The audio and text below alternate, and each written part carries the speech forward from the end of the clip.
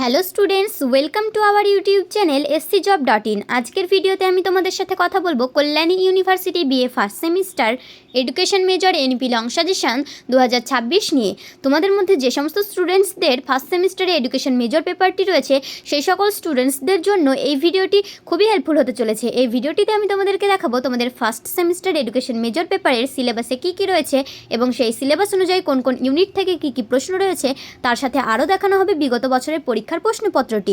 তাই ভিডিওটি স্কিপ না করে শেষ পর্যন্ত দেখতে থাকো, আশা করছি তোমরা খুবই উপকৃত হবে। তো চলো প্রথমে তোমাদেরকে ফার্স্ট সেমিস্টার এডুকেশন মেজরের পেপারের সিলেবাসটি দেখিয়ে দিই। সিলেবাসের হেডলাইনে দেখো রয়েছে philosophical foundation of education, syllabus 2025 to 2026। Unit 1 শিক্ষা ও শিক্ষাগত দর্শন, ইউনিট 2 শিক্ষার উপাদান, ইউনিট 3 শিক্ষার দার্শনিক ভিত্তি, ইউনিট 4 দর্শনের বিদ্যালয়।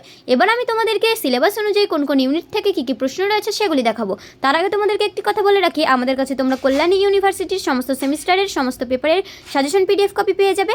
ফার্স্ট সেমিস্টারের একটি পেপারের সাজেশন প্রাইস মাত্র 99 টাকা। তো আরও একটি কথা তোমাদের জানিয়ে দিই, তোমরা অনেকেই জিজ্ঞাসা করো যে শর্ট কোশ্চেনগুলো কি দেবেন না, তাদের জন্য বলে রাখি শর্ট কোশ্চেনগুলো অবশ্যই দেওয়া হবে। এটি যেহেতু পেইড সাজেশন তাই ভিডিওতে আমরা শুধুমাত্র লং কোশ্চেন আনসারগুলো দেখাই, শর্ট কোশ্চেন আনসারগুলো দেখানো হয় না। তোমরা যখন 99 টাকা পেমেন্ট করে এই সাজেশনটি বাই করবে তখন তোমাদেরকে শর্ট কোশ্চেন আনসার এবং লং কোশ্চেন আনসার দুটো পিডিএফ কপি সেন্ড করে দেওয়া হবে। তো চলো শুরু করা যাক। ইউনিট 1 শিক্ষা ও শিক্ষাগত দর্শন। প্রথম প্রশ্ন রয়েছে ডেলার কমিশনের রিপোর্ট অনুযায়ী শিক্ষার 4টি স্তম্ভ সংক্ষেপে আলোচনা করো। ডেলার কমিশনের রিপোর্টের তাৎপর্য সংক্ষেপে আলোচনা করো, অথবা সংক্ষেপে ডেলার কমিশনের রিপোর্ট বা প্রতিবেদন সম্পর্কে আলোচনা করো, অথবা ডেলার কমিশনের উপর একটি সংক্ষিপ্ত টিকা লেখো, অথবা আধুনিক শিক্ষার পরিপ্রেক্ষিতে ডেলার্স কমিশনের ইউনেস্কো 1996 প্রতিবেদনটি ব্যাখ্যা করো। তোমরা দেখতেই পাচ্ছ আমাদের সাজেশনে প্রত্যেকটি প্রশ্নের উত্তর কেমন সুন্দর পয়েন্ট আকারে পরপর সাজানো রয়েছে।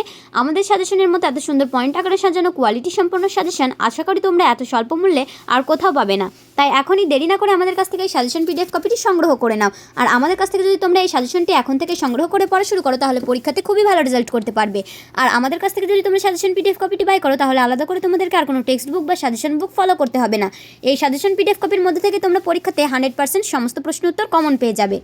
তাই দেরি না করে এখনই আমাদের কাছ থেকে সাজেশন পিডিএফ কপিটি বাই করে বাড়িতে পড়া শুরু করো।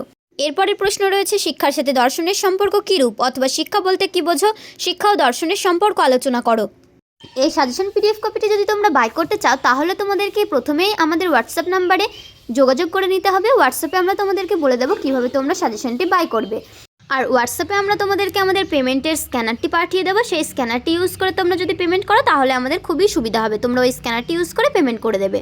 তোমরা যদি আরও অন্যান্য সেমিস্টারের অন্যান্য পেপারের সাজেশন ভিডিও দেখতে চাও তাহলে আমাদের চ্যানেলটি সাবস্ক্রাইব করে রাখো। আর সাজেশন সম্পর্কে যদি তোমাদের কোনো রকমের কোনো প্রশ্ন থেকে থাকে তাহলে এই ভিডিওর কমেন্ট বক্সে জানিয়ে যেতে পারো, প্রয়োজনে আমাদেরকে হোয়াটসঅ্যাপও করতে পারো। তোমরা আর কোন কোন পেপারের কোন কোন সেমিস্টারের সাজেশন ভিডিও দেখতে চাচ্ছ কমেন্ট বক্সে লিখে জানিও। এরপরের প্রশ্ন শিক্ষার ব্যক্তিতান্ত্রিক লক্ষ্য বলতে কী বোঝো, ব্যক্তিতান্ত্রিক লক্ষ্যের বৈশিষ্ট্যগুলি লেখো, অথবা ব্যক্তিগত দক্ষতা অর্জনের জন্য শিক্ষার ব্যক্তিতান্ত্রিক লক্ষ্যের সংক্ষিপ্ত ব্যাখ্যা দাও। এই ভিডিও ডেসক্রিপশন বক্সে তোমরা পেয়ে যাবে আমাদের WhatsApp number, website link, online payment number এবং আরও অন্যান্য ইম্পর্টেন্ট ইনফরমেশান। তাই ডেসক্রিপশন বক্সটি ফলো করতে একদমই ভুলো না। তো চলো এর পরের প্রশ্নটি দেখে নাও। শিক্ষার ব্যক্তিতান্ত্রিক ও সমাজতান্ত্রিক লক্ষ্যের বৈশিষ্ট্যগত পার্থক্য লেখো, অথবা সমাজতান্ত্রিক ও ব্যক্তিতান্ত্রিক শিক্ষার লক্ষ্যের মধ্যে পার্থক্য লেখো। আমাদের কাছে তোমরা এই সাজেশনটি খুবই স্বল্প মূল্যে পেয়ে যাবে। এতে তোমাদের সময়েরও সাশ্রয় হবে এবং খুবই ভালো মানের একটি পরীক্ষা উপযোগী সাজেশনও তোমরা পেয়ে যাবে। পরের প্রশ্ন রয়েছে শিক্ষার সমাজতান্ত্রিক লক্ষ্য বলতে কী বোঝো, ইহার বৈশিষ্ট্যগুলি লেখো, অথবা সামাজিক দক্ষতা অর্জনের জন্য সমাজতান্ত্রিক লক্ষ্যের সংক্ষিপ্ত ব্যাখ্যা দাও। পরের প্রশ্ন শিক্ষার অর্থ প্রকৃতি বা বৈশিষ্ট্য ও পরিধি সম্পর্কে আলোচনা করো। পরের প্রশ্ন শিক্ষার সংকীর্ণ অর্থ ও ব্যাপক অর্থের মধ্যে পার্থক্য নির্ণয় করো, অথবা শিক্ষা বলতে কী বোঝো, শিক্ষার সংকীর্ণ ও বিস্তৃত ধারণার মধ্যে পার্থক্য লেখো। পরের প্রশ্ন সংকীর্ণ ও ব্যাপক অর্থে শিক্ষা কী, সংকীর্ণ ও ব্যাপক অর্থে শিক্ষার ত্রুটিগুলি উল্লেখ করো। পরের প্রশ্ন শিক্ষা দর্শন কাকে বলে, শিক্ষা দর্শনের প্রকৃতি ও পরিধি আলোচনা করো, অথবা শিক্ষা দর্শনের প্রকৃতি এবং পরিধি আলোচনা করো। এরপরে ইউনিট 2 শিক্ষার উপাদান। আমাদের সাজেশনে প্রত্যেকটি ইউনিটের প্রশ্ন উত্তরগুলি তোমরা গুরুত্বপূর্ণের ভিত্তিতে গুরুত্বের মান অনুসারে ক্রমানুসারে পরপর পেয়ে যাবে, সাজানো রয়েছে। বেশি গুরুত্বপূর্ণ প্রশ্ন উত্তরগুলিতে বেশি করে স্টার মার্ক দেওয়া রয়েছে এবং ইউনিটের প্রথম দিকেই সাজানো রয়েছে। এরপরে দেখো প্রথম প্রশ্ন রয়েছে পাঠ্যক্রমের প্রকৃতি ও গুরুত্ব সম্পর্কে আলোচনা করো, অথবা পাঠ্যক্রম কাকে বলে, এর অর্থ প্রকৃতি ও গুরুত্ব আলোচনা করো। পরের প্রশ্ন শিক্ষার উপাদানগুলি সংক্ষেপে আলোচনা করো। পরের প্রশ্ন, সহপাঠ্যক্রমিক কার্যাবলী বলতে কি বোঝো? সহপাঠ্যক্রমিক কার্যাবলীর প্রকৃতি আলোচনা করো। অথবা সহপাঠ্যক্রমিক কার্যাবলী বলতে কি বোঝো? শিক্ষাক্ষেত্রে সহপাঠ্যক্রমিক কার্যাবলীর গুরুত্ব লেখো। অথবা সহপাঠ্যক্রমিক কার্যাবলীর বিভিন্ন নীতিগুলি ব্যাখ্যা করো। পরের প্রশ্ন, শিশুকেন্দ্রিক শিক্ষা বলতে কি বোঝো? শিশুকেন্দ্রিক শিক্ষা ব্যবস্থার বৈশিষ্ট্য ও গুরুত্ব আলোচনা করো। অথবা শিশুকেন্দ্রিক শিক্ষার অর্থ, বৈশিষ্ট্য ও গুরুত্ব সম্পর্কে আলোচনা করো। পরের প্রশ্ন রয়েছে, একজন ভালো শিক্ষকের গুণাবলী এবং দায়িত্ব ব্যাখ্যা করো। অথবা একজন আদর্শ শিক্ষকের গুণাবলীগুলি আলোচনা করো। অথবা সমস্যা সমাধানকারী ও পরামর্শদাতা হিসাবে শিক্ষকের ভূমিকা আলোচনা করো। পরের প্রশ্ন, বিদ্যালয়কে সমাজের ক্ষুদ্র সংস্করণ হিসেবে গড়ে তোলার উপায়গুলি লেখো। এরপরের প্রশ্ন, বিদ্যালয়ে সহপাঠ্যক্রমিক কার্যাবলী পরিচালনার ক্ষেত্রে শিক্ষকের ভূমিকা বিবৃত করো। পরের প্রশ্ন, বিদ্যালয়ের লক্ষ্য এবং কার্যাবলীগুলি বিবৃত করো। অথবা বিদ্যালয়ের লক্ষ্য এবং কার্যাবলীগুলি আলোচনা করো। এরপরে রয়েছে ইউনিট 3 শিক্ষার দার্শনিক ভিত্তি। প্রথম প্রশ্ন রয়েছে, জ্ঞানতত্ত্ব, অধিবিদ্যা ও মূল্যবিদ্যার পার্থক্য লেখো। এরপরের প্রশ্ন, জ্ঞানের প্রকারভেদগুলি সংক্ষেপে লেখো। শিক্ষাক্ষেত্রে জ্ঞানতত্ত্বের ভূমিকা আলোচনা করো। এরপরের প্রশ্ন রয়েছে, জ্ঞানতত্ত্ব, অধিবিদ্যা ও মূল্যবিদ্যা সম্পর্কে সংক্ষিপ্ত আলোচনা করো। অথবা দর্শনের শাখা হিসেবে জ্ঞানতত্ত্ব, অধিবিদ্যা ও মূল্যবিদ্যার ভূমিকা আলোচনা করো। অথবা শিক্ষায় মূল্যবিদ্যার ভূমিকা বিবৃত করো। পরের প্রশ্ন রয়েছে, দর্শনের সংজ্ঞা দাও, দর্শনের পরিধি লেখো। এরপরে পরের ইউনিট 4 দর্শনের বিদ্যালয়। সাব ইউনিট ভারতীয় দর্শনের বিদ্যালয়। প্রথম প্রশ্ন রয়েছে, ভারতীয় দর্শনের বিভিন্ন শ্রেণী বিভাগগুলি আলোচনা করো। পরের প্রশ্ন রয়েছে, ভারতীয় দর্শনের অর্থ ও প্রকৃতি ব্যাখ্যা করো। আগের সাব ইউনিটের মধ্যে আরেকটি সাব ইউনিট হলো চারবাক দর্শন। প্রথম প্রশ্ন রয়েছে, চারবাক দর্শনের জ্ঞানতত্ত্ব সম্পর্কে সংক্ষেপে আলোচনা করো। শিক্ষাক্ষেত্রে এর প্রয়োগ লেখো।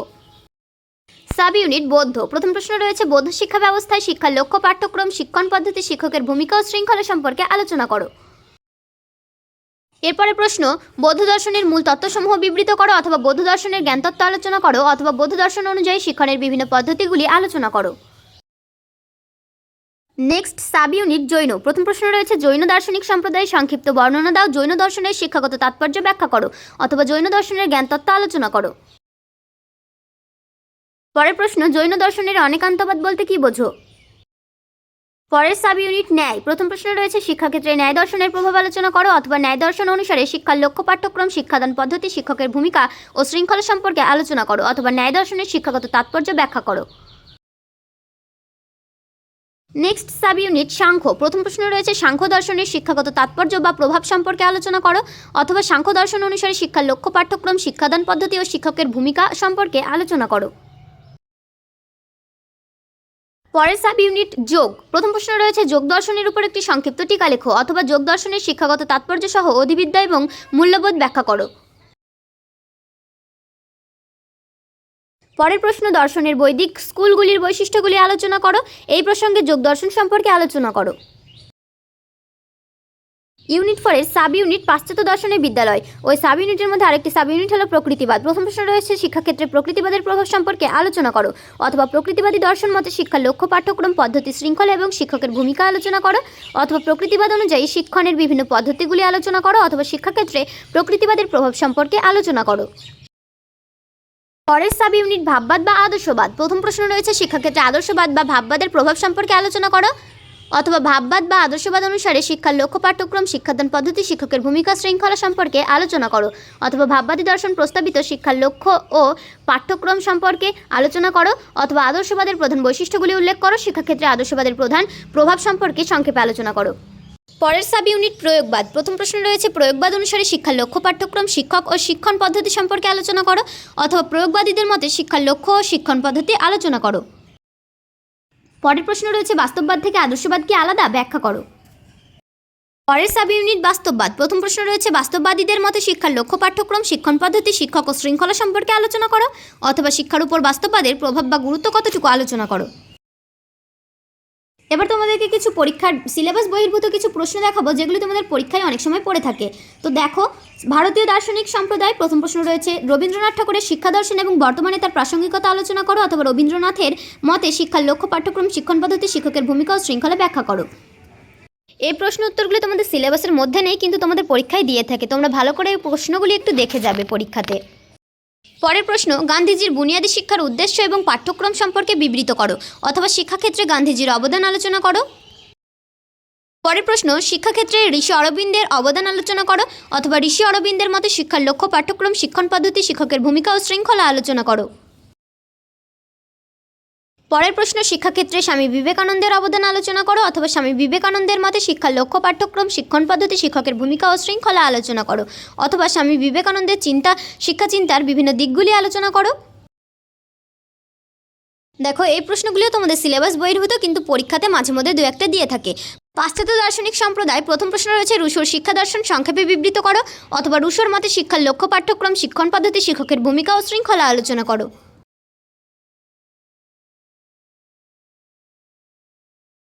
পরের প্রশ্ন, আধুনিক শিক্ষাক্ষেত্রে জন ডিউই এর প্রাসঙ্গিকতা উল্লেখ করে তার শিক্ষামূলক অবদান ব্যাখ্যা করো, অথবা জন ডিউই এর মতে শিক্ষার লক্ষ্য, পাঠ্যক্রম, শিক্ষণ পদ্ধতি, শিক্ষকের ভূমিকা ও শৃঙ্খলা আলোচনা করো।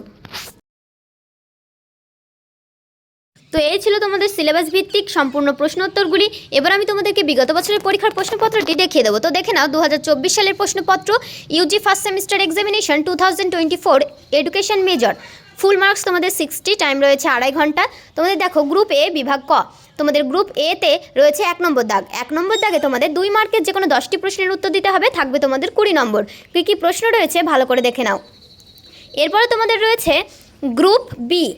গ্রুপ বি বিভাগ খ, তোমাদের বিভাগ খ বা গ্রুপ বিতে রয়েছে 2 নম্বর দাগ। 2 নম্বর দাগে তোমাদের রয়েছে 5 মার্কের যে কোনো 4টি প্রশ্নের উত্তর দিতে হবে, থাকবে তোমাদের 20 নম্বর। কী কী প্রশ্ন রয়েছে দেখে নাও। এরপরে রয়েছে গ্রুপ সি বিভাগ গ, 3 নম্বর দাগ। 3 নম্বর দাগে তোমাদের রয়েছে 10 মার্কের যে কোনো 2টি প্রশ্নের উত্তর দিতে হবে, থাকবে তোমাদের 20 নম্বর। কী কী প্রশ্ন রয়েছে খুবই ভালো করে দেখে নাও। তো এই ছিল আমাদের আজকের সম্পূর্ণ সাজেশনের ভিডিওটি যদি তোমাদের কাছে ভালো লেগে থাকে, তাহলে ভিডিওটিতে একটি লাইক করে তোমাদের বন্ধুদের কাছে শেয়ার করে দাও, যাতে তারাও উপকৃত হতে পারে। আর ভিডিওটি যদি তোমাদের কাছে হেল্পফুল মনে হয়ে থাকে, তাহলে চ্যানেলটি সাবস্ক্রাইব করে অল নোটিফিকেশনটা অন করে রাখো, এবং এরকম আরও হেল্পফুল ভিডিও সবার আগে দেখতে থাকো।